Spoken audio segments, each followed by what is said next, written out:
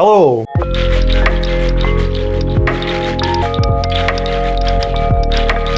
We're gonna talk today about how I pack my bag, or how I packed my bag when I went to Ukraine for 1 month, filming a documentary. No проблема, тільки що. So for some background about me, I have some military experience in Sweden, and I've been outdoorsy kind of person my whole life, and have a general interest in adventure, so I've traveled a lot. I'm not advising anyone to go into a war zone. This is purely for your information and some inspiration on how you can pack your camera bag. So we're gonna start by the backpack. This is a bag that suited this purpose perfectly. You have two departments in this backpack. You have one for like general area where you can pack clothes, and you have one department for your camera gear. So this is like all in one kind of backpack where you can take your living stuff and your camera gear. And this bag was actually in my home for 1 month. You don't want to bring a second bag with clothes and stuff, because you might find yourself in situations where people give you a ride, or you will be within a team that's traveling very lightly and stuff can change very quickly. So you always want to keep an eye on where you have everything, and that you can be ready to go very quickly. Let's go, let's go, let's go!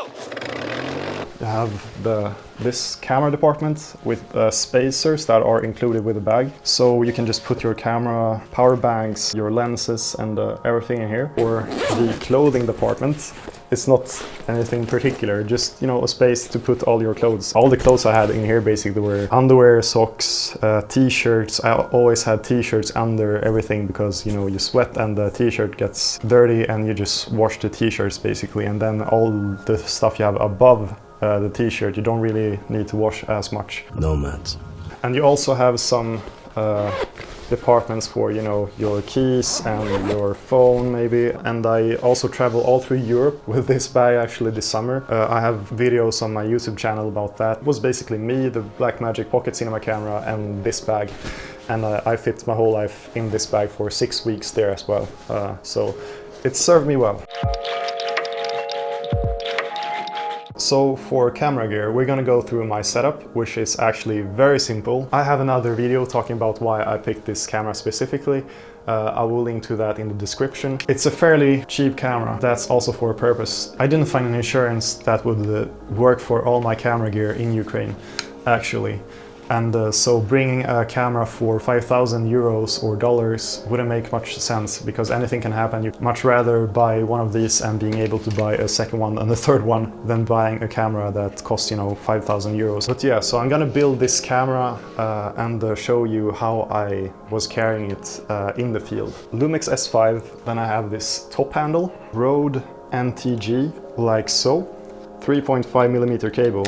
Sits on the side like this. I use Rode's own cable, hamster, that you have to use because when it's windy it will ruin your sound. Put that like so. Peak design strap.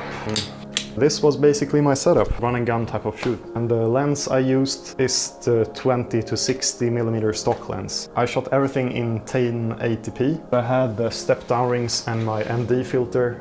Another reason why I picked and built my rig like this, very simple, is because you can actually make it look much more amateur than it actually is. I would just put this part in the car basically. So when you want to be incognito a bit and blend into the environment and with the people you're with, perfect.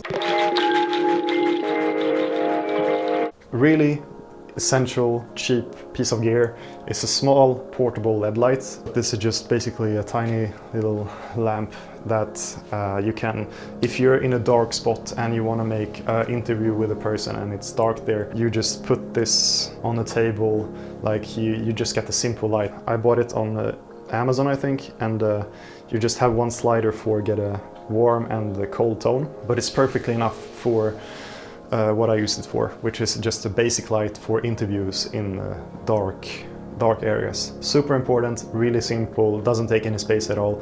It's charged with the USB-C, and it's just so handy when all your gear is powered by USB-C.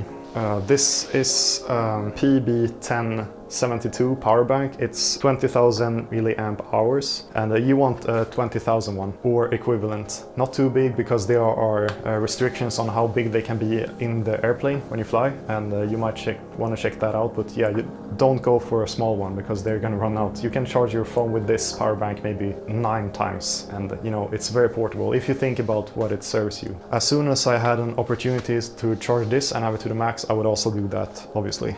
This specific power bank saved my life once in Iceland. I was in the north of Iceland, like in the snow desert, and had 8% charge on my phone, and the car actually broke down. I'm in the middle of nowhere, desert of snow, and I'm stuck like a idiot. So another device that I want to talk about is the Scross travel adapter. It has a protection fuse. In Ukraine, the power goes on and off constantly during the day and night, and having that protection is just a really nice peace of mind. Second feature that I really like is that it has 2 USB outputs. So from here you can charge your battery directly in the S5, for example, or you can charge the S5's battery adapter, my laptop charger, in this. And from the laptop I have 2 additional USB outputs, so I would charge all my devices. Point is, just try to charge everything to the max as soon as you get the opportunity to. So when you head out, that you have everything charged. Smartphone, obviously, it's easy to forget how dependent you are on this one. So I actually had a backup phone. For audio, I did bring my Tascam. It stores everything locally. I can just sync everything afterwards in post, that's no problem.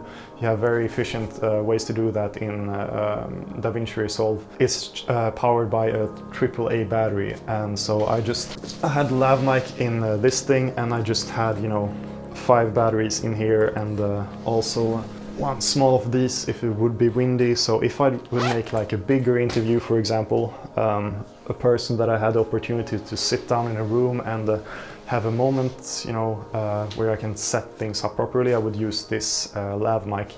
Otherwise, when I just walked around and then met people on the go, I would use the top mic, the Rode mic. I brought this super simple tripod I bought many years ago for my first DSLR camera. Not the best build quality, you can probably get better, but when you just want to get good angle during interviews, you want to sit on a chair, for example, and the person you're going to interview is going to be in a chair in front of you. You want to have something very light and compact that you can bring with you, and there's probably better options than this that are probably lighter and even smaller, but this worked in my case. SD card reader that goes to USB, so you can put a SD card in it or a micro SD card, and it's just to read the cards into the laptop when you back up your files from the camera.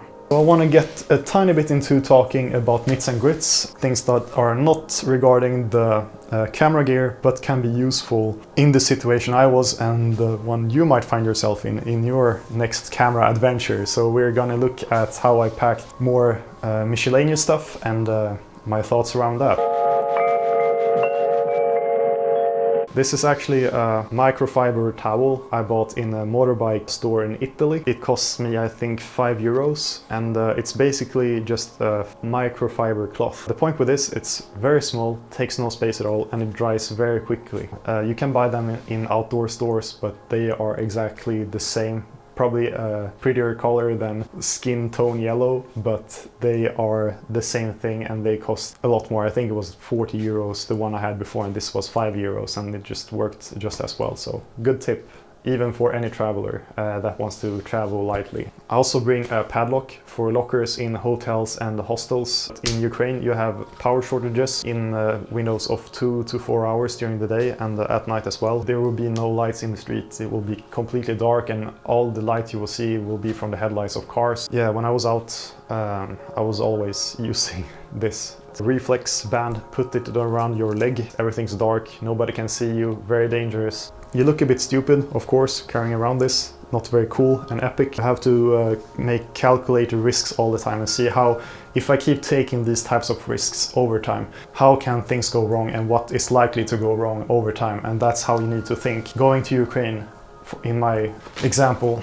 if I will be in cities where there are no electricity for a long time, I will be around traffic, and maybe like it's more likely that I get hit by a car actually than I get hit by a small arms fire because I'm photographing soldiers or whatever. So these are things you have to think about. What environments will you be in and what can happen and how do you prevent that? So this is just a simple item that can save you. Hearing protection for obvious reasons, for sleep, when you're in a long train ride, when you're in a car ride, it just could make your life much easier. And if you're gonna be in areas where there are small arms fire or artillery or whatever, you want to have some hearing protection because there's not gonna be a supervisor that's gonna provide you a couple of headphones or whatever. So always good to have some hearing protection, just a couple, and it doesn't take any space as well. So another tool that I want to talk about is the watch I use. The feature that I use as a video creator, it's capability to determine where you are with the GPS location and give you the exact sunset and sunrise time.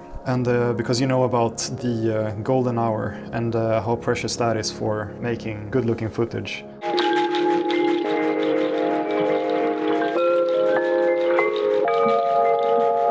FFP3 mask. For example, I used this when I was in a train. You're gonna sleep in the train and the train ride is 24 hours, and if you're sleeping next to a sick person, just like, yeah, you have to think rationally. You're there working, doing camera work, and being healthy is part of the job, so you can do your job efficiently. So you have to think long term. Hand sanitizers for the same reason. If you're in public areas, public restrooms and stuff like this, could save you from getting sick. And getting sick is, as I mentioned, it's like taxation on your work for 2 weeks, and it can be a big drawback. Tourniquet. What this is, it's a device that you put on a limb if you're shot in a limb, and you turn the thing on it and it basically cuts the bloodstream to the limb. So if you're shot in your leg, for example, you put this on, you remove the blood flow to the limb, and that can actually save your life. Maybe this can be used in other situations than war. Maybe, I don't know, you get bitten by a lion. Basic bandage for the same reasons. And one thing to say about bandages that I think is really overlooked is people buy these packs of bandages and they just keep it in their bag and they don't even know what's inside the package. Open it up, buy two. If you buy one, buy two. Open up the second one, looks what's inside it, how does it work. If you're not sure, then try to find some video or whatever. Just don't keep medical equipment without knowing what it is and how it works and what's inside the actual package. And this is so common. There's so many people who has medical equipment without knowing what it is and how it works. So fluid replacement, it's basically electrolytes and salts and sugars and stuff like this that you put in water. If you drink too little water in a day, and that can very easily happen. You're heading out into a day, you have one bottle of 33 milliliters of water. Pop this inside it and it will make your life a little bit easier. Painkillers. There's so many things that can happen to you when you need basic painkillers. These are like unprescribed ones, just basic ones. I brought a COVID test, just a simple one. I'm really getting into the nits here, but pills for diarrhea and the opposite of diarrhea. Many things can happen in your digestive system when you're in an area with the food and stuff your body's not used to. And dealing with the diarrhea or the opposite of diarrhea can be very detrimental for your energy and your health, and so having pills for those two are really good. I just keep this in my backpack if that would happen to me.